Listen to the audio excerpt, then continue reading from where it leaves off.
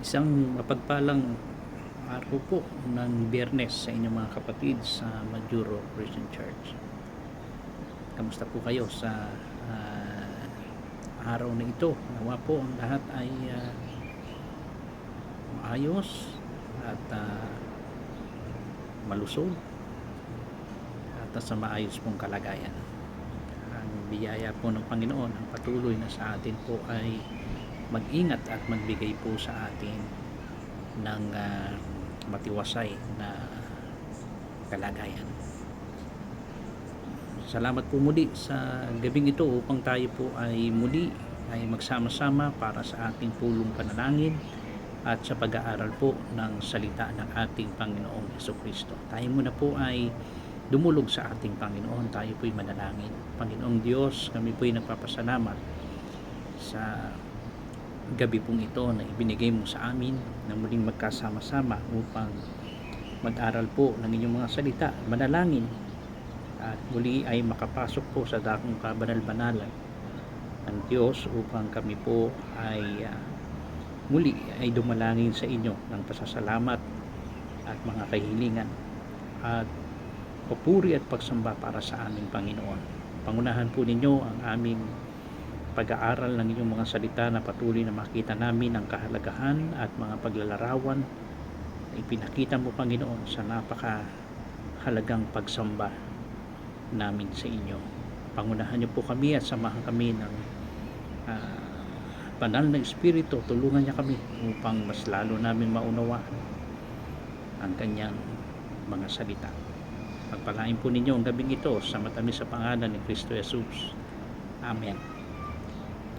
Okay, last Friday po ay nasa serye pa rin po tayo ng pagsamba series. At last Friday ay tinunghayan po natin ang aklat ng Exodo, kabanatang 24, talatang 3 hanggang 5 at binasa po natin 1 to 5. At nakita po natin doon ang tipan sa dugo. At naunawaan po natin na ang katotohanan pinapakita doon ay ang pagsamba sa pagtugon po sa salita ng Diyos sa pamagitan po ng pagsang-ayon ng Israelita sa paggawa po ng tipan ng Diyos. Hindi lamang ito sa pakikinig kundi aktibong pagsang-ayon ng buong bayan na susunod sila sa lahat ng sinasabi po ng Panginoong Yahweh. At nakita natin doon na ang altar at ang mga hain ay naging sagisag po ng pagtatalaga ng kanilang buhay sa ilalim po ng tipan. Okay? Alam po natin pag sinabi natin covenant, means ito po yung agreement between God and His people. Okay? Covenant means agreement between God and His people. At ibinigay ito ng Panginoong Diyos o Panginoong Yahweh kay Moises at ipinasa ni Moises sa kanyang bayang Israel. And then, siguro po ituloy po natin yung verse 6 to 8 ng Exodo 24. Samahan po ninyo kung basahin natin ang Exodo kabanatang 24. Kung meron po kayong mga Biblia na hawak, okay, iba't iba mang mga salin nito, ngunit alam po natin na meron pong iisang ibig sabihin. Sa aklat po ng Exodo, Genesis, Exodo, ikalawang aklat po ito, no? 24. Ituloy po natin yung 1 to 5 sa 6 to 8. Okay? Ito po yung dugo ng tipan. Inuulit ko po ang katotohanan ipinakita doon sa mga unang pinag-aralan natin. Ang pagsamba ay pagtugon sa salita ng Diyos sa pamagitan po ng pagsang-ayon at paggawa ng tipan ng Diyos sa kanyang mga tao. Verse 6, kinuha ni Moises ang kalahati ng dugo at inilagay sa mga palanggana. Alam po natin na naghandog nga po sila rito, no? At na sinunog, na nag-alay sila ng baka bilang handog, no, na sinunog para sa Panginoon. And then verse 7, kanyang kinuha ang aklat ng tipan. Okay? Binasa sa pandinig ng bayan at kanilang sinabi, ito na naman, inulit na naman yung verse 3 ng pagsang-ayon po sa tipan na ginawa ng Diyos sa kanyang mga tao, at ito ang tugon ng bayang Israel sa verse 7. Lahat ng sinabi ng Panginoon ay aming gagawin at kami ay magiging masunurin. And verse 8, at kinuha ni Moises ang dugo at iwinisik sa bayan. Okay? At sinabi, tingnan ninyo ang dugo ng tipan na ginawa ng Panginoon sa inyo ayon sa lahat ng mga salitang ito. Dito sa mga talatang binasa natin ay parang mas binigyan pansin dito ang kahalagahan po ng dugo, no? Doon sa tipan na ginawa ng Panginoon para sa kanyang bayan. Dito ay makikita natin ang katotohanan na ang pagsamba ay pagtanggap sa tipan. Susundin nga nila ang salita ng Diyos sa pamamagitan ng dugo. Okay? At ang altar at bayan ay parehong winisikan, no? Dahil kinuha nga ni Moises yung dugo at iwinisik ito, no? Ang dugong ito sa altar at yun din sa bayan po ng Israel, sa mga tao. So napakahalaga po ng pagpapatibay po ng dugo sa tipan na ito. Kaya kung bibigyan pansin natin ang tungkol sa covenant, meron po itong Old Covenant and New Covenant. Alam ko po yung New Covenant, alam na natin yan, sapagkat tuwing araw po ng linggo, ito yung binabasa natin sa banal na hapunan sa 1 Corinthians 11:23 to 30. No? 11:23 to 30 yung bagong tipan na ibinigay po sa atin. So bigyan pansin natin ng konti ang tungkol sa mga tipan na ito. Yung tinatawag na lumang tipan, tulad po nito na ito yung pinag-uusapan natin sa Exodo, Leviticus, ito po yung mga Old Covenant na sinasabi natin. Alam natin na ito ay mga utos po sa lumang tipan na makikita natin ang Old Covenant na ito. At wag po tayong magtataka sapagkat ang Old Covenant na ito ay hindi lamang po yung Ten Commandments ang pinag-uusapan po natin dito, hindi lamang po yun. Pero alam natin itong Ten Commandments na ibinigay na Panginoon una, and then ibinigay kay Moises, ibinigay naman niya sa kanyang taong bayan. Pero actually po, kung papasin po ninyo, hindi lamang po Ten Commandments, marami po ito, no? Kung titignan po natin ay binubuo po ito ng 613 humigit kumulang na 613 laws under ng Old Covenant. Kaya kung babasahin po ninyo yung Old Testament, nandiyan po lahat yan.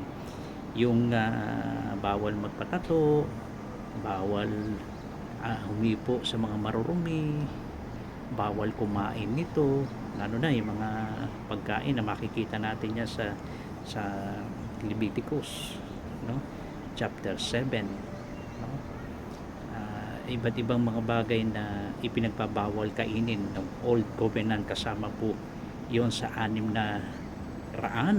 no, na kautusan. Means ito po ay agreement ng Diyos between God at ng kanyang mga tao, ang taong bayan ng Israel. So napakarami po yan. Kaya kung susundin po natin lahat yan, nandiyan na po yung bawal kumain ng dugo, bawal kumain, napakarami kung susuriin po natin. Kaya ito po isang napakalaking pasan po talaga sa tao pong ito po ay ibinibigay, no? Kaya ito yung agreement ng Diyos sa kanila. Bakit? At naniniwala tayo na meron ang old covenant na ito ay meron kasing magandang katutunghayan sa atin, sapagkat may mangyayari dahil may luma, merong bagong darating. And we believe na ang bagong covenant na ito ay walang iba kundi sa ating Panginoong Hesukristo. Pero hindi naman po binabaliwala ang old covenant, no? Kundi ito po ay natupad, no? At ang old covenant na ito ay talagang stricto na pinatutupad po ng panahon ng lumang tipan. Pero magpasalamat po tayo sapagkat ang ating Panginoon Jesucristo ay mamatay sa krus ng Kalbaryo, na fulfilled niya po lahat ang kautusan. Tandaan po ninyo, bagamat sinasabi po ng mga kaaway niya na tila baga ang Panginoon Jesucristo, ang Panginoong Jesus ay laban po sa kautusan at sumasalungat sa kautusan, pero actually po ang Panginoon Jesucristo ang siyang nag-fulfill ng lahat po ng kautusan under po sa old covenant na makikita natin, no? Kaya ibinigay niya sa atin ang isang new covenant, no? Tingnan natin sa 1 Corinthians 11:25 para mas lalong makita po natin, no? 1 Corinthians 11:25. Kaya alam po ninyo, hindi po ipinapakita ng Biblia na masama ang old covenant, ng mga kautusan na ito. Pero tandaan natin, itong old covenant kaya nagkaroon ng new covenant. Lahat po yan ay mahalaga. Pero pagdating po ng ating Panginoon Jesucristo ay talagang may ibang nangyari po sa 1 Corinthians 11:25. Ito lagi natin binabasa sa panahon ng ating banal na hapunan ng ating gawain sa pagsamba sa Panginoon. 1 Corinthians 11:25. Kaya napakasarap po, no, na ito ay ulit-ulitin nating pagbulayan itong bagong covenant na nangyari sa pamagitan ng ating Panginoon Jesucristo. Verse 25 ng 1 Corinthians 11. Sa gayon ding paraan ay kinuha niya ang kopa pagkatapos maghapunan na sinasabi, ang kopang ito ay siyang bagong tipan sa aking dugo. Gawin niyo ito sa tuwing kayo'y iinom nito sa pag-alaala sa akin. Okay? Yan ang bagong tipan, yung banal na hapunan na ginagawa natin. At yung pinapakita rito ay ang natapos ng ating Panginoon Jesucristo na sakripisyo sa krus, ay ito po ang katuparan po ng kautusang hinihingi ng Diyos. Tinupad at tinapos po ng ating Panginoon Jesucristo ang lahat ng kautusan itong old covenant na ito. Kaya nga po sa pamagitan ni Kristo meron ng new covenant. Inuulit ko po, hindi natin sinasabing masama po ang old covenant na ito, ang kautusan na ibinigay ng Diyos sa kanyang mga tao. Pero nag-iba na po ito, no? Nag-iba na po ito sa lahat po, no? Ibig sabihin po, hindi na tayo magre-rely, no? Hindi na tayo manghahawak pa sa mga kautusang ito upang upang tayo ay kalugdan ng Diyos, upang tayo ay patawarin ng Diyos, upang tayo ay magkamit ng buhay na walang hanggan sa pamamagitan ng paghawak natin under the old covenant, no? Hindi na po. Bakit? Dahil nga po natapos na ng ating Panginoon Jesucristo, kaya sa Kanya tayo manghahawak ngayon, sa Kanya tayo magtitiwala, sa Kanya tayo magre-rely ng ating pananampalataya, hindi sa kautusan, no? Nakakalungkot po, no? Maraming nabubuhay pa rin sa kapanahunan ito na tayo ay inalis na sa ilalim ng kautusan, pero tayo pilit pa rin bumabalik sa kautusan, sa old covenant. Nasa new covenant na po tayo sa pamagitan ng ating Panginoon Jesucristo. Tingnan po natin yung Galatians 3:10, no? Ito ang nakakalungkot, no? Na talagang pinagkakaguluhan, bawal ganito, bawal ang ganyan, bawal. Kung makikita natin, tama naman, nasa Biblia, no? Kaya lang nasa under ng Old Covenant ang mga bagay na ito. Galatians 3:10. At kung tayo po'y mananatili pa rin na magre-rely ng ating pagtitiwala sa mga Old Covenant na ito, ay nakakalungkot po. Ito po ang sabi ni Apostol Pablo, Galatia 3, no? Gis, sapagkat ang lahat na umaasa sa mga gawa ng kautusan ay nasa ilalim ng sumpa. Sapagkat nasusulat, sumpain ang bawat isang hindi sumusunod sa lahat ng bagay na nanasulat sa aklat ng kautusan. O nasa curse pa rin tayo. Kung ito ang dito pa rin tayo nakarely, no, na magkakaroon tayo ng pag-asa sa buhay na walang hanggan, patatawarin tayo ng Diyos. Ayun dito, ayan, lahat ng umahawak pa rin sa Old Covenant na ito ay nasa ilalim po ng sumpa. Sumpain, no? Sapagkat ang hinihingi ng Old Covenant na ito ay tuparin natin lahat. Kayang banto pa rin. Minsan masyado tayo bawal yung ganito, kailangan sumumpa tayo ng gantong araw o ano pa man. James 2:10, ano sabi ni Santiago 2:10? Sa 10 kautusan na lang, parang kadena yan. Paano mo mababali ito? Ilan ang kailangang mapatid sa kadena? Isa lang, di ba? Kaya sabi niya, pag natisod ka sa isa, sa 10 kautusan, tisod ka na sa lahat. Hindi natin kaya, di ba? Doon tayo magtitiwala, doon tayo mananampalataya sa magagawa natin sa kautusan, sa pagsunod. Nasa ilalim ka pa rin ng sumpa ng kautusan ito. Pero salamat, nung mamatay si Kristo, merong new covenant na ibinigay sa atin sa pamagitan ng kanyang pagtupad sa kautosang ito. Tayo magtitiwala sa kanya, nakarely tayo sa pagtitiwala sa ating Panginoon Kristo, no? At yung mga good works at pagiging obedient natin sa law, ay ito ay it will follow, no? Once you rely sa ating Panginoon Kristo. Yun ang ginanda ng ating pananampalataya sa ating Panginoon Kristo, di ba? Walang Kristiyano na pinapaliwala niya ang kautusan ng Diyos. Nung tayo ngayon makakilala at sumampalataya sa Panginoon, mas lalong nagkaroon tayo ng respeto, di ba, sa mga kautusan ito. Pero never na pinagtitiwalaan natin ang mga kautusan na ito, itong Old Covenant na ito, para tayo pumunta ng langit at maligtas. Never.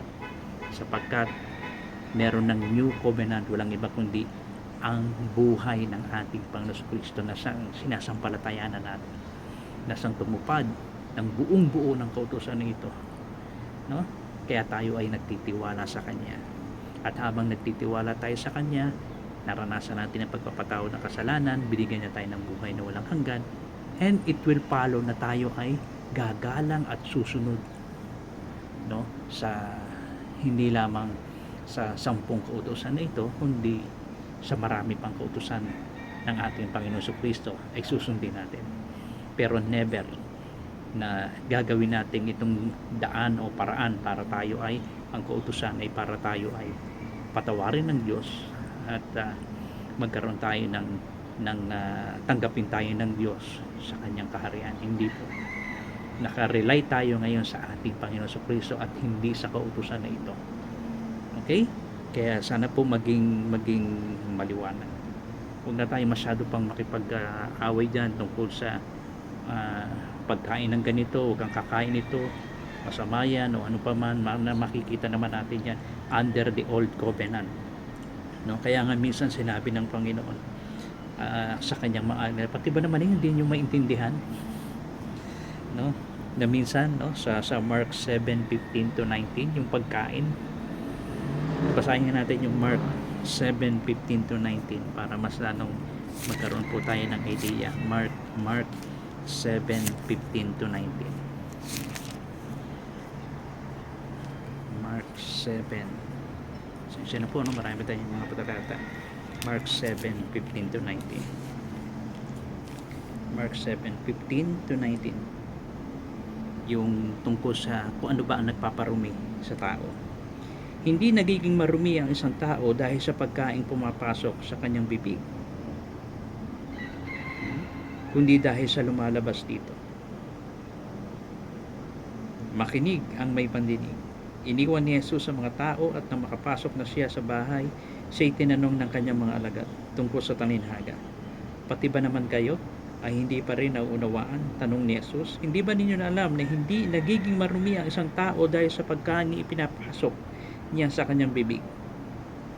Sapagkat hindi naman iyon pumapasok sa kanyang puso, kundi sa tiyan at pagkatapos ay dinudumi.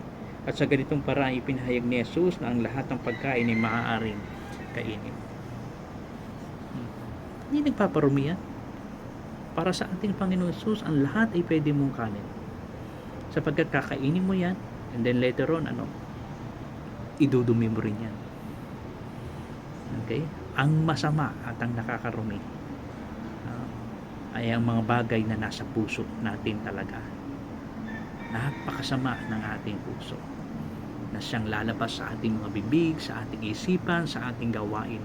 Yan ang napakarumi, no? At yan ay talagang likas natin ng pagiging isang makasalanan. Pero yung mga kakainin natin, no, hindi nagpaparumi yan sa harapan ng Diyos. Pero alam naman natin, sa medical term, alam natin, sa dugo, no? Pagkain ng dugo, sapagkat ang dugo ay lahat nandiyan ang sakit. Okay? Kaya nire-respeto natin, no? Nire-respeto natin at ayon kay Apostol Pablo, yung mga hindi kumakain ng dugo, bagamat may mga kapatid pa rin sila na mga Hudyo na medyo nai-stumble po kapag nakikitang kumakain ng mga Kristiyanong hentil ng dugo. So para kay Pablo, respeto natin sila. Okay? Kung halimbawa ikaw na talagang humihigop ng dugo, yung mga mahihilig po sa dinuguan, no? At yan, tulad ni Ate Pat, masarap magluto po yan ng tinuguan. Okay? Halimbawa, siyempre masarap yan, kakainin mo. Siyempre may mga kapatid tayo na alam natin na nai-stumble pa rin sila doon. Para kay Pablo, irespeto na lang natin sila. Okay? Ayun nga kay Pablo, ba't hindi mo lang baunin pagkatapos sa bahay mo lang kainin na walang nakakakita? Enjoy mo ang pagkain ng no? Para lang sa hindi sa maka-stumble sa Panginoon. So malawak na pag-aaral pa tungkol sa mga Old Covenant and New Covenant. Pero salamat sa Panginoon sapagkat tinupad niya ang lahat. At ngayon ay tayo ay nakarelay na ngayon sa Panginoon Jesucristo. Sa Kanya tayo nagtitiwala na siya ang tumupad ng lahat ng kutusan nito, no? Sa pamagitan ng kanyang kamatayan sa krus. So nakita natin na talagang pinagtitibay ng dugo ang tipan na ito. At ito ang tipan niya sa ating ngayon sa pamagitan ng ating Panginoon Jesucristo. At ang makikita natin dito ay ang pagtanggap sa tipan sa pamagitan ng dugo. Ang altar at ang bayan ay parehong winisikan ng dugo. Tanda na ang kanilang relasyon sa Diyos ay pinagtibay hindi ng salita lamang kundi ng buhay na inialay. Ito ang ating Panginoon Jesucristo. Okay? Ito ang nagpapatibay ng tipan ng Diyos sa atin ngayon sa pamagitan ng dugo ng ating Panginoon Jesucristo. Ang pagsamba ay ang pagsang-ayon sa nakatali sa dugo ng tipan. Kaya ito ang mahalaga. Okay? Hindi yung paghawak mo sa Old Covenant. Yung pagtitiwala mo sa Old Covenant. Sapagkat kung yan ang pagtitiwala mo, diyan ka pa rin nagre-rely, diyan ka naninindigan, nasa ilalim ka pa rin ng sumpa ng kautusan. Pero kung sa Jesucristo, sa pamagitan ng kanyang sakripisyo at kanyang dugo, alam natin, tayo ay may pag-asa sa ating Panginoon Jesucristo. Kung susuriin ang salitang dugo dito ay sumasagisag ng buhay. At ito ang buhay ng ating Panginoon Kristo. At ang pagbuhos nito sa altar ay tanda ng pagtatalaga kay Yahweh, at ang pagwisik sa bayan ay tanda ng kanilang pakikibahagi. So tayo ay nagkaroon ng bahagi dahil sa ginawa ng ating Panginoon Kristo, no? Kaya yung aklat ng tipan ay binasa upang ipakita na ang pagsamba ay nakaugat sa kanyang salita, at ang tugon ng bayan ay buong pusong pagsunod sa tipan na ito. Yun na naman, napakasarap, no? Sumusunod tayo sa Panginoon, sumusunod tayo sa utos ng Diyos, no? Bakit? Dahil ito ay ating pagtugon, no, sa ginawa ng ating Panginoon Kristo. So sa ating pamumuhay, ang pagsamba ay hindi lamang emosyon o awit. Ito'y tipan na pinagtibay ng dugo. Meron tayong tipan sa Diyos. Ngayon, ito ay natupad sa dugo ng ating Panginoon Kristo na siyang pumisan at nagpatibay ng bagong tipan, no? Kaya ang bawat pagsamba natin ay alaala ng kanyang dugo at tipan na nag-ugnay sa atin sa Diyos. Yan ang pinakamahalaga. Yan ang nag-ugnay sa atin para magkaroon tayo ng isang bagong tipan sa pamagitan po ng buhay ng ating Panginoon Kristo sa ating pagsamba sa Kanya. Kaya Panginoon, Ikaw ang Diyos ng tipan at ng dugo. Salamat sa paglilinis at sa ugnayan na itinaguyod mo sa amin. Nawa, lagi kong maalala na ang aking pagsamba ay hindi mababaw, kundi nakaugnay sa dugo ng iyong tipan. Walang iba kundi ang ating Panginoon Kristo.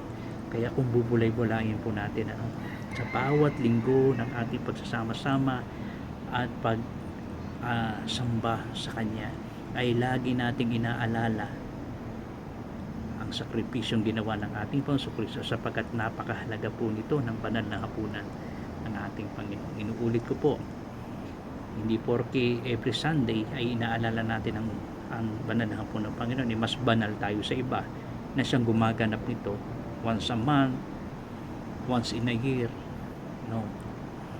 Pero napakasarap kung madalas natin gagawin, di ba? Sapagkat ito ay pag-alaala sa ating Panginoon Kristo, sa kanyang ginawang sakripisyo na binigyan niya tayo ng isang bagong tipan sa pamamagitan ng dugo ni Kristo, para tayo ay magkaroon ng kapayapaan, ng buhay na walang hanggan, walang iba kundi sa ating Panginoong Kristo. Kaya mga kapatid, napakasarap, no? Tuwing araw ng linggo ay talagang may panahon tayo na magsiyasat, magbulay ng kanyang mga salita at lumapit sa ating Panginoon na sama-sama tuwing unang araw ng sanlinggo sa ating pagsamba sa Kanya. Yes, meron pong personal na pagsamba, araw-araw po ninyong gawin yan sa ating Panginoon Kristo, pero meron po tayong pangmaramihan na sama-sama na sumasamba sa Kanya, nakasama natin ang ibang kapatid sa Panginoon upang sabay-sabay nating alalahanin ang bagong tipan ng ibinigay ng buhay ng ating Panginoon Kristo sa pamamagitan ng Kanyang kamatayan sa krus. Kaya kaya ito po ay tipan ng dugo ng siyang nagpatibay sa ating pagtitiwala, sa ating pag-asa, sa ating relasyon sa pamamagitan ng ating Panginoon Kristo, na tayo po ay nakapasok sa dakong kabanan-banalan ng Diyos Ama. Kaya nawa po, mas lalo nating makita pa ang marami pa. Tingnan natin kung hanggang saan aabot itong pag-aaral natin sa serye ng ating pagsamba sa ating Panginoon, sa tunay na Diyos.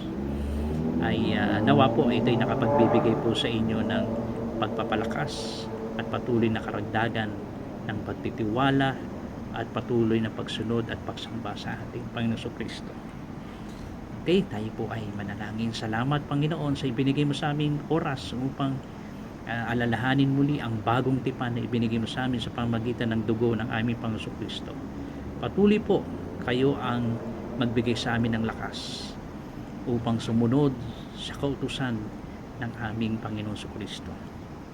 Marami po ito, pero sa biyaya po ninyo ay bigyan mo kami ng puso na patuloy, nagtitiwala at umaasa. Salamat po sa ginawa ng dugo ni Kristo sa paglilinis sa lahat ng aming kasalanan, at hindi po ang pagtitiwala sa magagawa namin sa pagsunod sa kautusan, kundi sa ginawa ni Kristo para sa amin. Ingatan mo mga kapatid, Panginoon, gabayan ang bawat pamilya, trabaho, at kayo ang patuloy na maglalaan ng pangailangan ng bawat isa. At yung mga may karamdaman, patuloy kayo po magbibigay ng kagalingan. At patuloy na palaguin mo ang aming pananampalataya at pagsunod sa inyo. Salamat po ng marami sa lahat ng inyong biyaya at kabutihan. Pagpalain po ninyo ang gabing ito sa matamis sa pangalan ni Kristo Jesus. Amen. Maraming salamat po mga kapatid. Patuloy po kayong mag-iingat. At pagdating po ng linggo, ay muli po sama-sama nasasamba at aalalahanin ng bagong tipan ibinigay ng Diyos sa atin sa pamagitan po ng dugo ni Kristo at ng kanyang buhay na inalay niya para sa ating lahat. God bless po sa inyong lahat. Salamat po.